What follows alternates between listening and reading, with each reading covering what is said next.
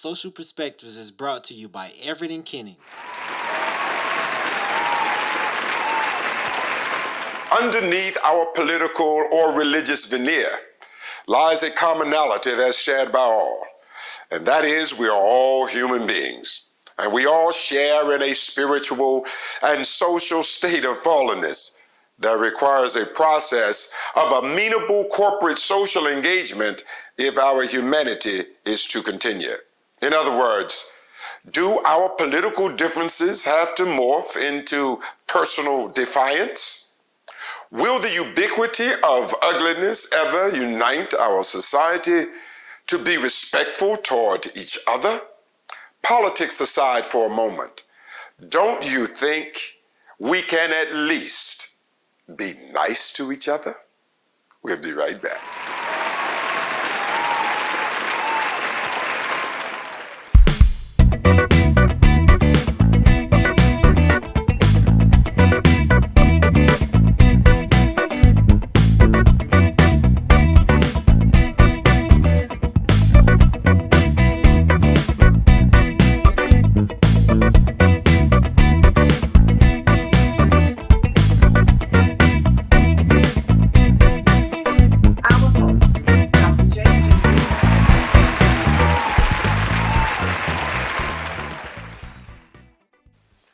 Hello and welcome to Social Perspectives. I'm J. Gentile Everett. Okay, America has a new president and vice president. And regardless of your political tribe, here is one thing we can all respect in President Joe Biden. In 2008, Barack Obama was elected as the first black president of the United States. He was 46 years old at the time. The next Democrat to be elected to that office of president was Joe Biden, and he is 78 years old. President Biden started running for president in 1988, some 33 years ago. He was at that time somewhere around 45 years old. A remarkable drive with an unusual sense of determination, he valiantly traversed through more than 3 decades, believing at some point he would be president. Election after election, train trips from Washington to Delaware every day and every night so he could maintain a sense of balance between being a United States senator and an at-home dad for his children. He traversed over and over again, year after year. During inclement weather, of course, it persisted, but he traversed. That dream continued to be fueled by the flame of an internal focus that transcended sometimes, I'm sure, even the fringes of possibility. A burning desire that he could not seem to extinguish from the constant yearning that was part of his human destiny. Now, his policies may not find comfortable refuge in the causes of your immediate community, nor may any of his postures be welcomed in your political vortex. But he brought something America needed badly, and that was a spirit of kindness. In 2021, the normal political discourse seemed to have been interrupted by a need that eclipsed healthcare, tax reform, religion, judgeships, race, or ethnicity. Though, yes, these things are badly, badly needed. But we were at a place where it became more necessary for us to embrace our higher angels and believe, yes, I am my brother's keeper. and we can disagree without being insulting.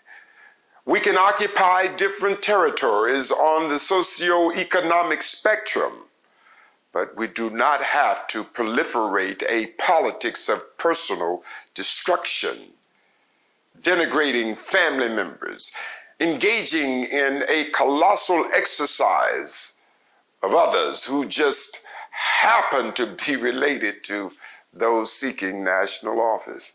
Should they not be respectfully left alone? None of us can be blamed for who our parents are, for brothers or sisters or cousins. The most important part of this segment is inspired by the endurance of a dream. When one starts a journey with a specific end in mind, having to burrow through the vicissitudes and contrary seismic shifts in the paradigm of pursuits can easily cause us to falter from the strain of it all. It is indeed challenging at times, especially when our efforts seem to constantly take us to a type of sarcophagus, just some dead end. While we live in that space of the endurance of the dream, it's never celeritis or quick. And the convenience of quitting becomes a heightened attraction. But certainty in any outcome can only be determined when the pursuer aborts the mission. In other words, the possibility of winning only exists as long as we are willing to keep trying. So this is our time in America to refocus our attention to what's really important. My grandparents, in particular, used to tell me God does not like ugly.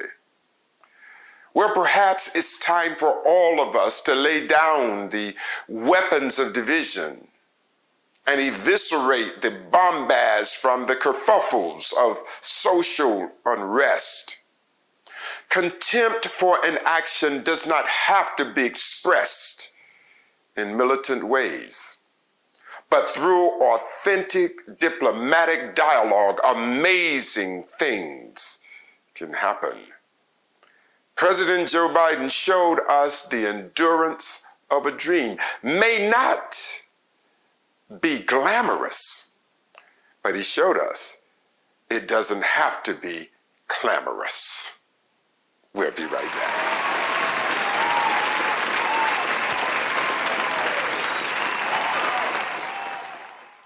We are pleased to announce that best-selling author J. Gentile Everett's 3 Rims and a Hubcap has been contracted by Double Vision RT for the movie on this literary work. Auditions will start in January 2021. We know it will be a marvelous piece of theatrical work. Order a copy of this amazing book at Amazon.com.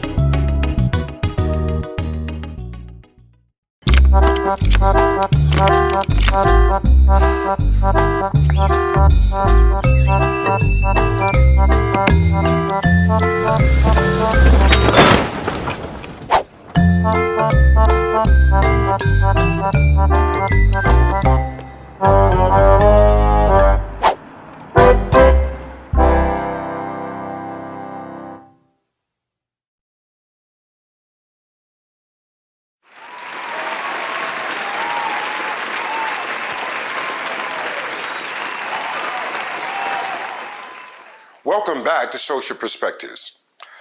Ugly politics is probably the most horrendous act that can ever enter into the space of humanity, because lewd politics can further poison an already fractured world. Politics infiltrate the veins of our emotional storehouses. It attacks or soothes issues related to the very core of who we are. The stockpile of our personal social positions, the panoply of culturally crafted concepts, neatly deposited in the substratum of our social ideas of life that we got from our parents and grandparents and older siblings, and our community during our formative years. All of these experiences come together to give us an idea of who we are and how we think. If the toxicity of politics takes us to places of division, our society, which symbolized the patchwork of a quilt, stitched together and held by a common thread called democracy, will soon rupture and fall apart. The beauty of our country is the patchwork, representing all the parts of the world, representing all of the races of the world, and representing all the cultures of the world. Our country is the world's microcosm. We are God's great creation that symbolize his goodness.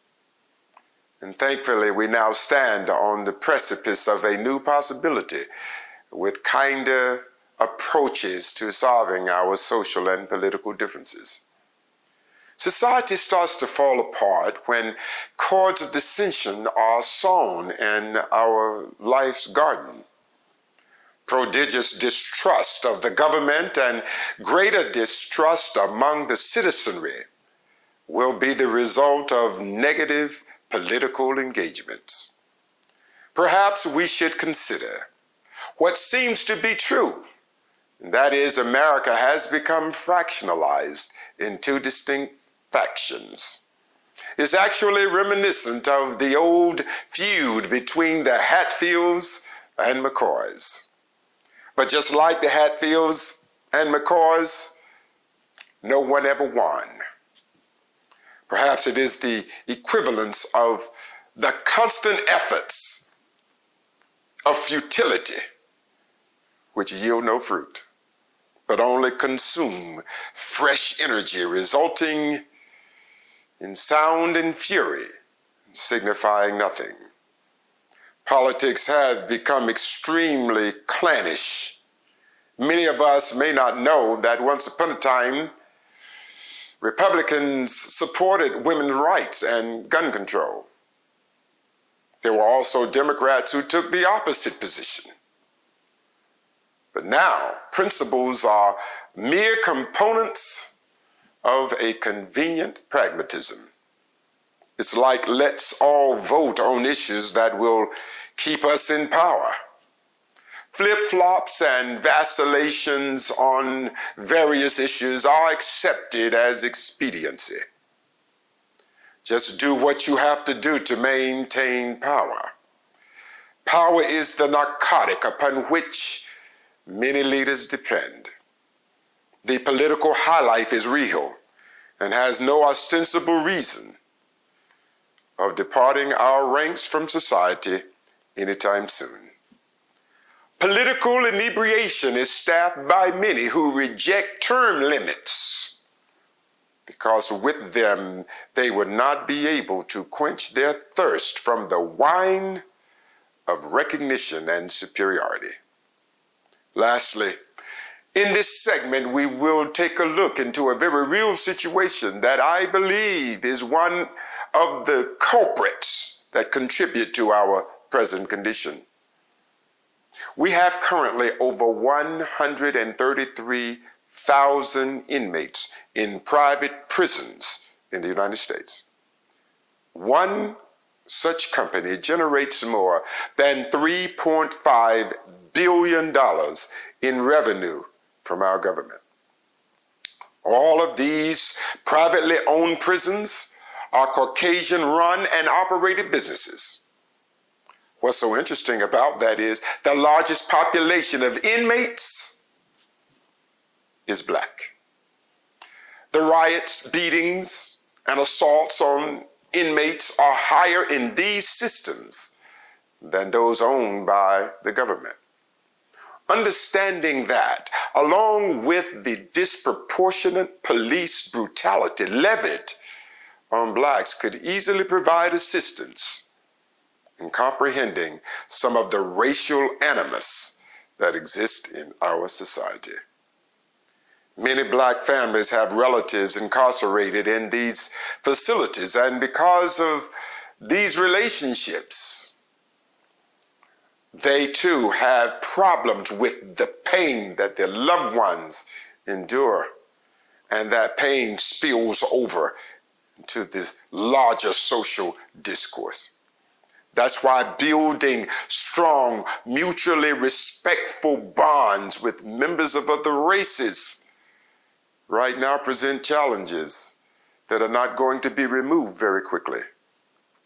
Disparity in the treatment of people of color is exhausting, to say the least.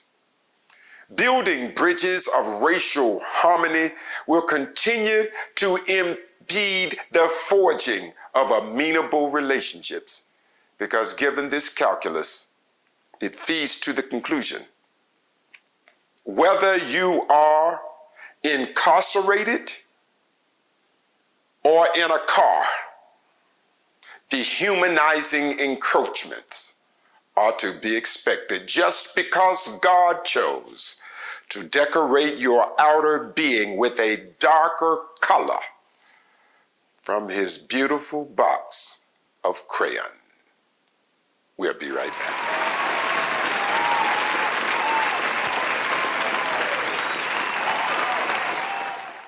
The Renaissance Shoe by JGE was inspired by the rise of Kamala Harris, our Vice President-elect of the United States of America. Get a pair at aliveshoes.com/renaissance-by-JGE-1. Again, that's aliveshoes.com/renaissance-by-JGE-1 to get a pair of American history.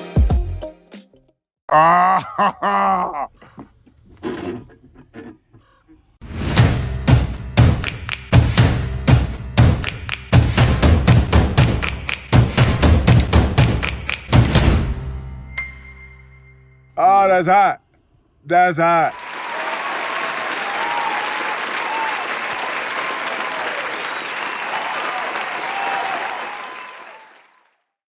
Welcome back to Social Perspectives. I would like to call your attention to the virus that's claimed more than 400,000 Americans alone. These are indeed staggering numbers. More have died with this virus than Americans who died from the world wars in Vietnam. While I do enjoy political and social punditry, when I look at where we are in our existential exchanges, these are indeed perilous times. The virus has most of us shut in our homes, coping with our personal concerns by telephone and computers. Cabin fever certainly is setting in on all of us. As a pastor, seeing people you know exiting the earth because of this tragic communicable virus tears at my heart. Let us recognize that this is a time in our history where we're going to have to make adjustments. These adjustments might not be as temporary as we would like. It is highly recommended to stay away from large gatherings for any purpose. My doctor friends have told me, for an example, church services indoors are not wise endeavors. Choirs sitting on lofts behind pastors are not wise engagements. People packed in gymnasiums enjoying the wholesome competition of sports, again, are not recommended activities. My message to the church is take a moment and understand the rich mind of God. The scientists are ministers. They have received a special training regarding how God put together our intricate bodies. Please, let's listen to them. God uses them for his glory too. What they have learned, God already knew. And he permitted them to have access to this vital information for our good. Let's also understand the church is not a building. It is not located at some facility with an address to receive mail. No. That's not the church. The church is housed in the spirit of those who believe. The virus can never destroy the church because hell's gates will not prevail against it. If ministers have lost members because they are having issues with going in or coming out, it's okay. Maybe they were never believers in the beginning, because believers are not scooped up and transferred to other places outside of an appointed ministry.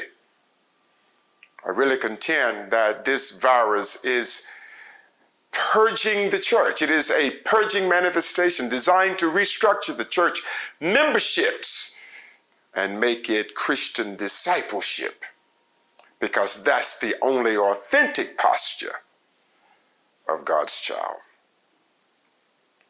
So anger, bigotry, all things political right now need to take a back seat to the reality that we are indeed treading turbulent waters of annihilation. Let's examine our priorities and embrace the notion of corporate survival. Now's the time for us to be more mindful of the plight of all people, because this virus is still being investigated as to how it truly affects various people. And we don't have all the answers. And we do not know how long we will have to endure these new social adjustments. We're not sure how long churches will have to be innovative and in their worshiping or meeting or keeping the fellowship together. But however long it is, because of your faith, it'll be okay.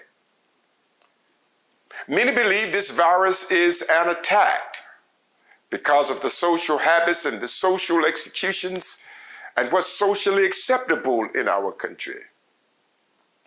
Whether that's accurate or not is another story.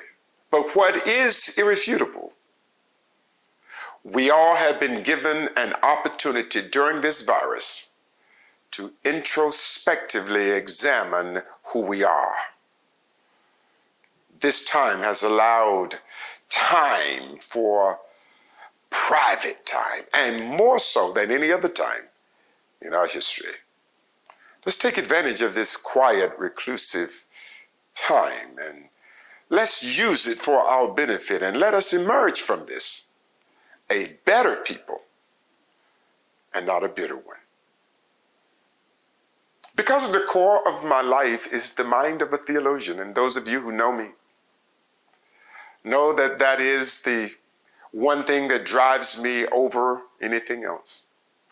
I looked the other night while I was in meditation, and I looked at the word used to describe this pandemic. We've all heard it before.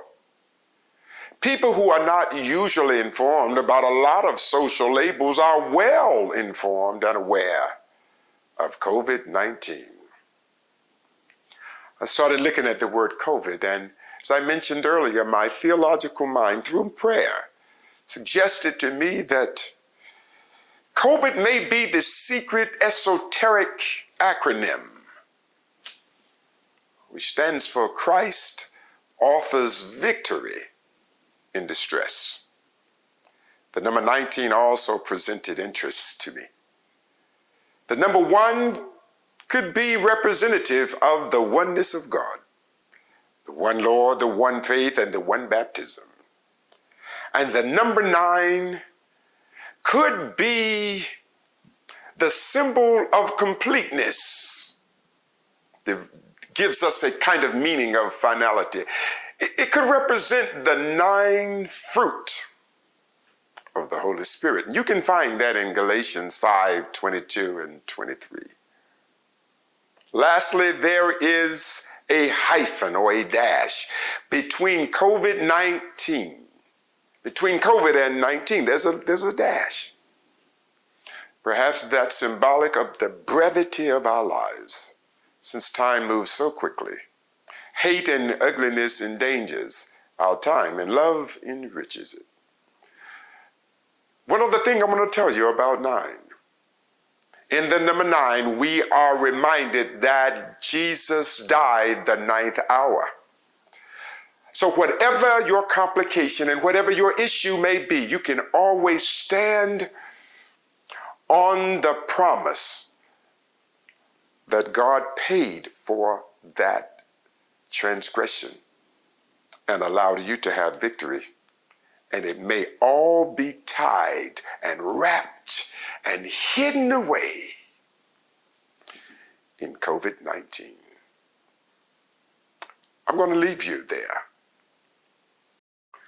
Our new album is out on hard copy. And if you would like a copy, you can simply send us $15 to the Renaissance Ministry, MBBC, P.O. Box 1078, Fairmont, North Carolina 28340, and we will make sure that you receive one.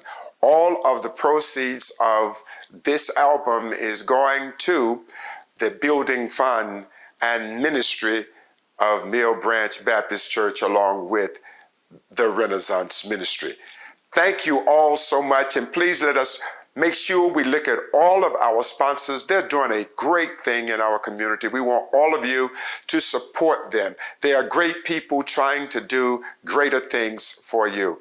God bless you. Until next time, I'm J. Gentile Everett. See you on Social Perspectives.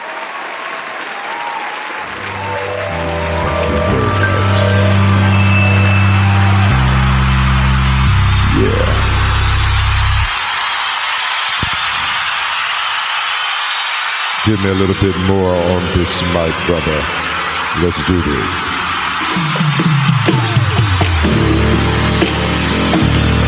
I want to hear it.